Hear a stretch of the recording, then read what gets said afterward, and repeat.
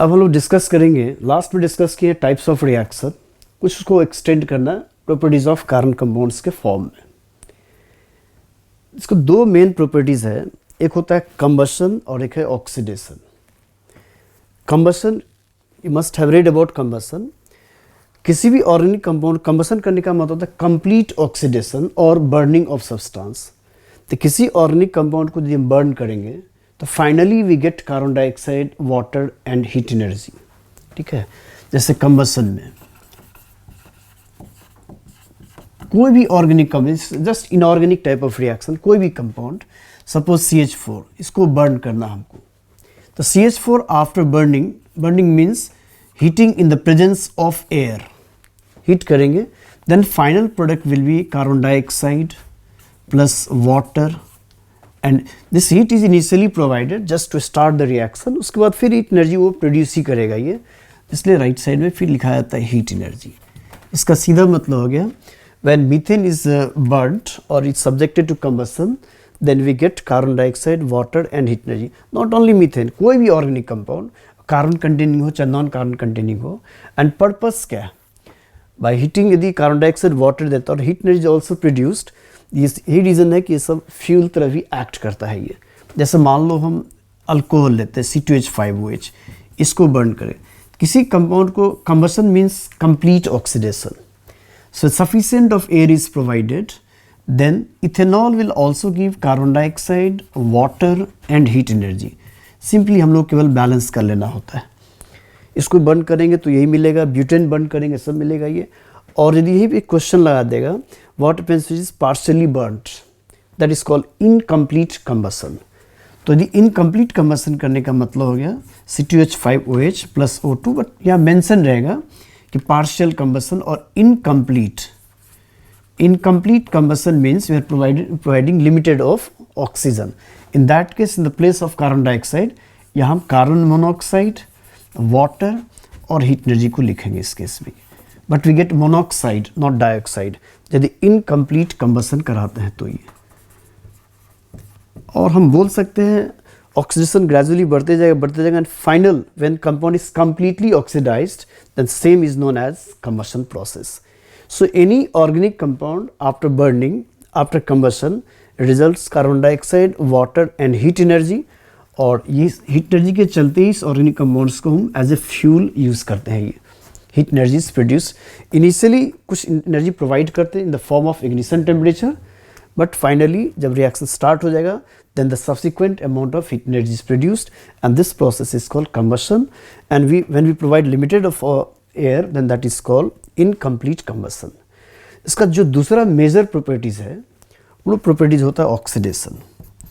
ऐसे तो 10th level में ऑक्सीडेशन प्रॉपर्टीज बहुत लिमिटेड दिया हुआ है, बट कुछ इसको इलेबोरेट करके समझो ऑक्सीडेशन प्रॉपर्टीज को। ये देखो अप्लाइड डेफिनेशन क्या होता है। सीधा oxidation means you must have read, या याद कर लेते हो कि इथेनॉल को ऑक्सीडाइज करेंगे, एसिड बनेगा, सिस्टम को चेंज करना है।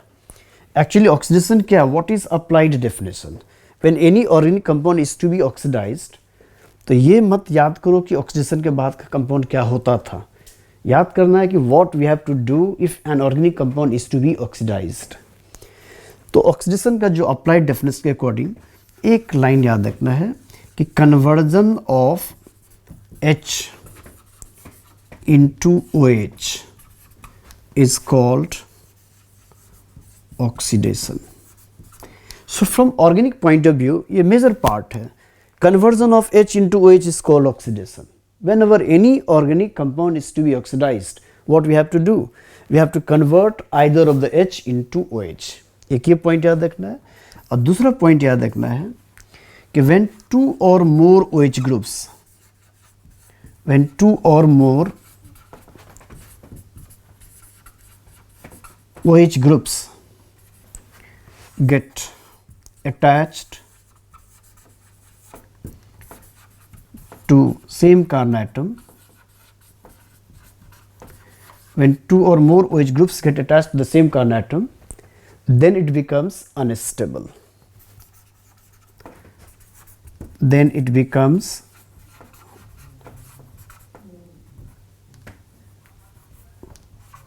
unstable and it loses water for stability. It loses water for stability.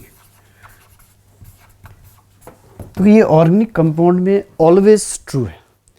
When two or more OH groups get attached to the same carbon atom, that becomes unstable, and for stability it loses water. अब इसको implement करके देखो. Now suppose an organic compound, ethane is to be oxidized. Ethane is to be oxidized. तो जो हम लोग अभी applied definition पढ़े उसके according क्या होगा? When this compound is oxidized, then convert either of the H into OH. किसी एक H को OH में बदल देंगे. H में OH में बदलने का मतलब हो जाएगा कि ethane gets oxidized to give this compound, और ये क्या है? This is alcohol, means here it is ethanol. And first oxidized product of alkane is alcohol. Now what happens when this alcohol is further oxidized? फिर इसको oxidize करने का मतलब क्या होगा? Now we'll convert another H into OH. बस यहाँ ध्यान रखना है. Now we have so many hydrogen atoms. Which H should be converted to OH? तो जहाँ एक बार ऑक्सीजन शुरू होता है, it is continued at the same carbon atom. यहाँ आप ऑक्सीडाइज के H को OH में बदलेंगे, उसी कार्बन के H को फिर OH में बदलते जाएंगे. तो सेकेंड टाइम में now it becomes OH and OH. एक और H को OH में बदल दिए. ठीक है. मान लो हम फिर इसको ऑक्सीडाइज करेंगे तो क्या होगा? जो हम लोग को अप्लाइड डेफिनेशन इसके according will convert another H into OH. ना फर्दर ऑक्सीडेशन अब थोड़ा ये टफ हो गया इस सेंस में कि this is the active centre and this carbon should contain H so that we may convert H into OH. अब इस कार्बन पे H था, OH में बदल देंगे. अब इस कार्बन पे एक भी H नहीं है, so this compound cannot be further oxidized readily. Second point हम लोग पढ़े थे कुछ देर पहले कि when two or more OH groups get attached to the same carbon atom, that becomes unstable, and for stability it loses water. So this is stable because only one OH is there. This compound is unstable because of two OH groups at the same carbon atom. So for stability it will lose water molecule. इसमें से water निकाल देंगे. तो water निकालने का मतलब हो गया this compound will give CH3C double bond O and H, that is aldehyde. Again this compound is unstable. Why? Because same carbon contains three OH groups. So for stability it will lose water. ये always true है. Water निकाल देंगे तो बचेगा CH3C double bond O and OH. So we can infer that when alkane or ethane is oxidized we get ethanol. When ethanol is oxidized we get aldehyde.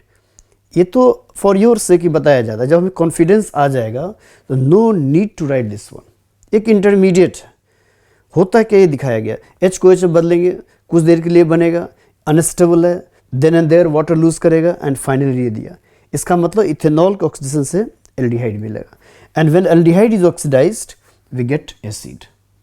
Aldehyde से oxidation से फिर हमको ये एसिड मिल जाएगा. तो सीक्वेंस क्या हुआ? इसका सीक्वेंस हुआ कि alkane, this RCH3 is just alkane. When alkane is oxidized, we get RCH2OH, जिसको हम लोग बोलते हैं alcohol. And when alcohol is oxidized, we get RCHO, जिसको हम बोलते हैं aldehyde. And when aldehyde is oxidized, we get RCOOH, जिसको हम लोग बोलते हैं acid. ये sequence.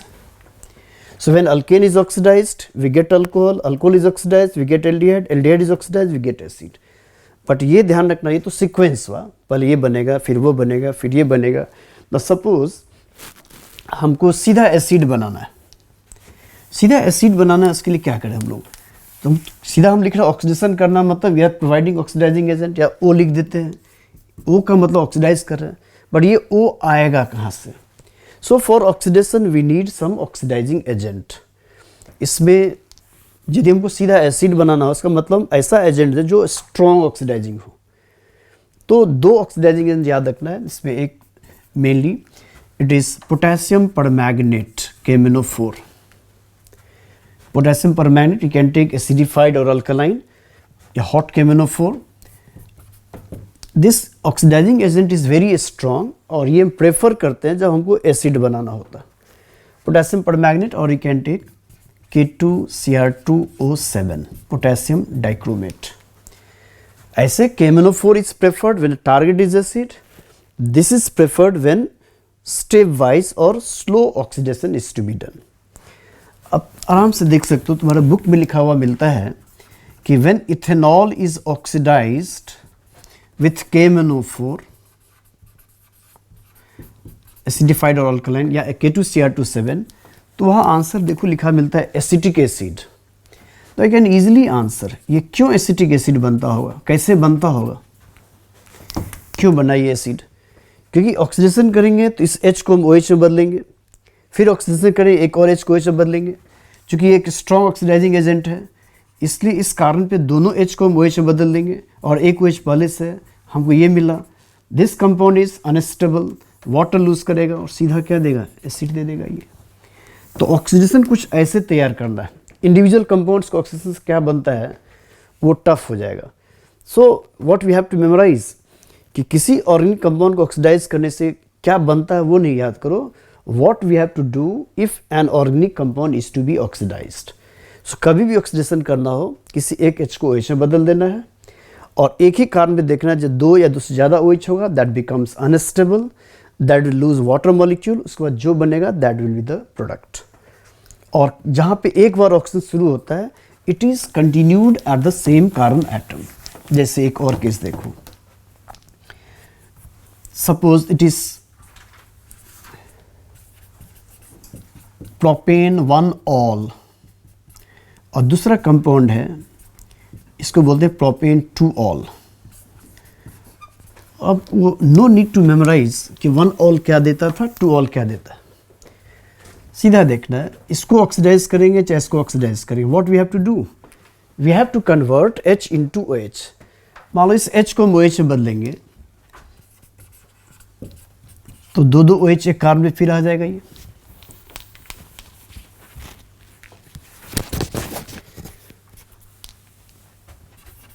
CH3 CH2 COH OH and H. It becomes unstable, it will lose water molecule and finally we get propanol. But when this compound is oxidized, here will convert this H into OH. इस H को OH में बदलने का मतलब हो गया बीच वाले carbon पे दो OH ग्रुप्स आ जाएगा and same carbon cannot accommodate 2 or more OH groups. So it will also lose water and after the loss of water it gives propanone. Difference हो गया, ये भी अल्कोहल ये भी अल्कोहल है. Propan one ol is primary alcohol and that gives aldehyde. Propan two ol is secondary alcohol and that gives acetone और propanone. तो oxidation कभी भी करेंगे तो किस H को OH में बदलना है केवल वो ध्यान रखना है. इस तरह से आ जाएगा ये. An oxidizing agent, the most common oxidizing agent is potassium permanganate और potassium dichromate. एक और पार्ट ऑक्सीडेशन में ध्यान रखना है जो यूजुअली अल्कीन को ऑक्सीडेशन करने में you must have read in 9th standard. एक बार फिर से उसको हम ब्रीफ कर दे रहे हैं. KMnO4 के साथ दो प्रॉपर्टीज याद रखना. KMnO4 being an oxidizing agent provides nascent oxygen. Potassium permanganate being an oxidizing agent provides nascent oxygen. After that, suppose potassium permanganate provides nascent oxygen, that is O. This nascent oxygen reacts with water to give hydrogen peroxide, that is H2O2. Then this H2O2 provides OH and OH after breaking of the bond.